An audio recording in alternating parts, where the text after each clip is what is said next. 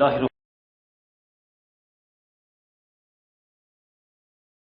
الرحمن الرحیم۔ ناظرین، جب تک کسی ملک میں سیاسی چپکلش ہے اور وہاں پر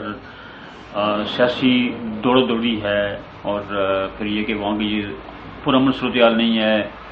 اور انویسٹر جو ہے وہ یہ ضرور سوچ کر انویسٹمنٹ کرتا ہے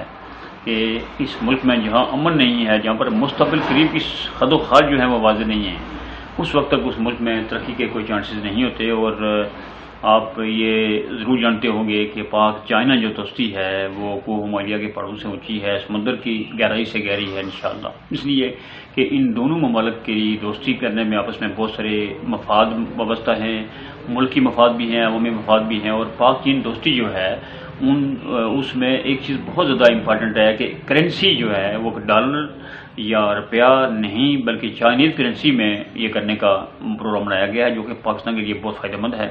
پاک چین دوستی پر بھارت ہی نہیں بلکہ امریکہ بھی شدید تشویش کا شکار ہے،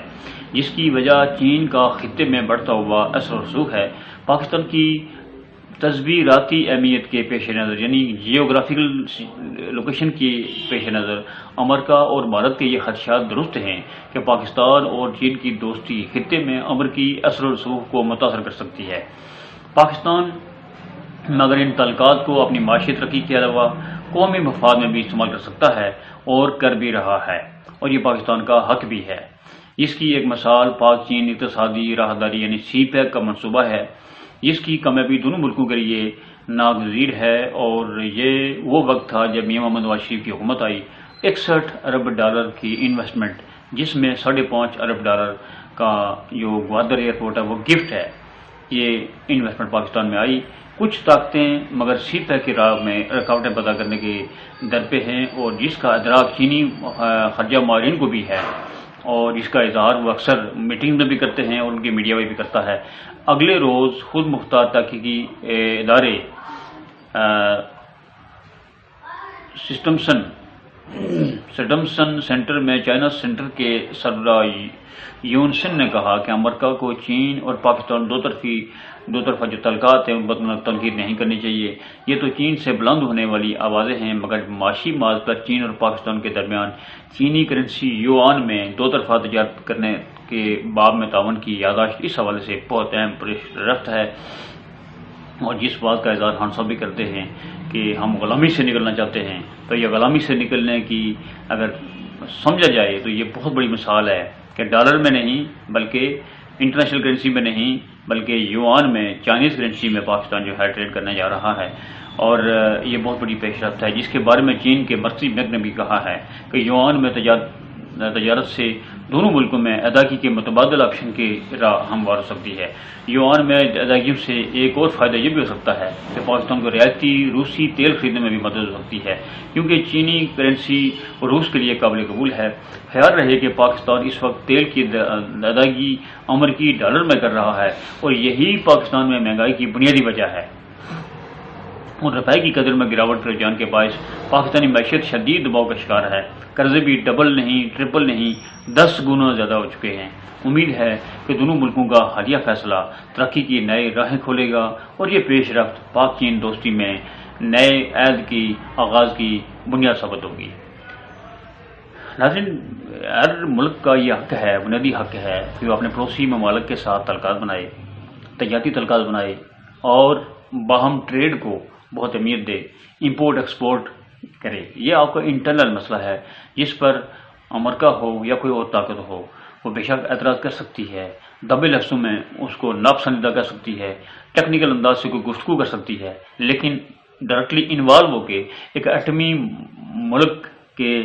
آپس میں اکٹھے ہونے کو، دو ایٹمی ممالک کے آپس میں اکٹھے ہونے کو کسی لحاظ سے بھی ثبوتاج نہیں کر سکتی۔ یہ پاکستان کی خود مختار ہونے کی بہت بڑی دلیل ہے کہ پاکستان ایک خود مختار ملک ہے، جو کہ اگر قرضے لے بھی رہا ہے امریکہ سے یا IMF سے، تو وہ اس کسی بنیاد پر لے رہا ہے، وہ کوئی گفٹ نہیں لے رہا ہے، بلکہ وہ پیسے جو ہیں پاکستان نے واپس کرنے ہیں۔ اور پاکستان نے عمران خان دور کے کمزور ترین معاہدے، جس میں یہ بھی کہا گیا کہ آپ یہ پیسے واپس کیسے کریں گے، تو انہوں نے یہ کہا کہ یہ طریقہ بھی ہم آپ کو بتائیں گے۔ انہوں نے کیا طریقہ بتایا؟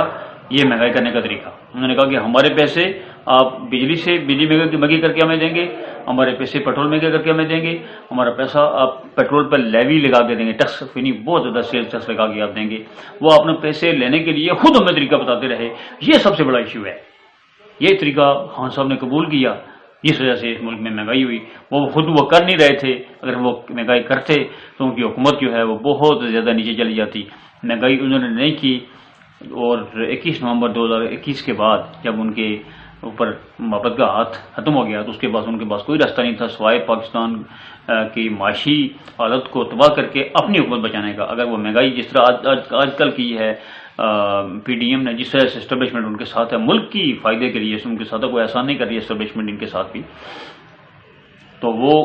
سارا جو بوجھ ہے وہ موجودہ حکومت کے اوپر آیا۔ لیکن پاکستان کی جو معاشی صورت ہے وہ بچ گئی، عوام لٹ گئے۔ یہ ایسا ہونا ہی ہے۔ انہی حالات میں پاکستان کی جو گورنمنٹ ہے وہ الیکشن نہیں کروانا چاہتی۔ خان صاحب کہتے ہیں الیکشن کروائے جائیں، اس لیے کہ اس لیے ان کو فائدہ ہو رہا ہے، وہ ذاتی فائدے کی بات کر رہی ہے، جبکہ پی ڈی ایم اس لیے نہیں کر رہی کہ اگر اتنے برے حالات میں جب ہم نے آپ کی مہنگائی ہم نے اپنے اوپر لی ہے اور عوام سے حالات ہم نے خراب کیے ہیں، ہماری پذیرائی ختم ہو گئی ہے، ہم کیوں نہ حالات ٹھیک کر کے